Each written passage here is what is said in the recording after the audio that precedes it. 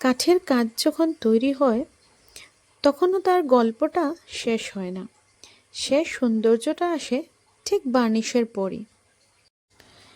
বার্নিশের আগে এই কাঠগুলোতেই অনেক দাগ থাকে, ধুলো থাকে, অসমান রং। কিন্তু ধৈর্য ধরে একের পর এক যদি লেয়ারটা পড়ে, সেই কাঠটাই হয়ে ওঠে স্মুথ আর ব্রাইট। ঠিক যেমন মানুষের জীবনের মতো আমাদের মনেও না অনেক দাগ আছে বা দাগ থাকে, যেমন অপমান, ব্যর্থতা, কষ্ট, অবহেলা আর অনেক না পাওয়ার গল্প।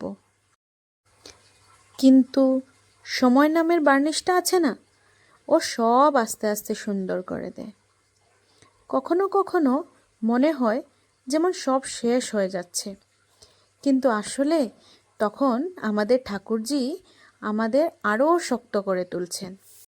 তাই জীবনে না যখন কষ্ট আসে, সব সময় মনে রাখবে, হয়তো তোমার ওপর সময়ে সেই বার্নিশটা পড়ছে, যাতে তুমি জীবনে অনেকটা শাইন করতে পারো।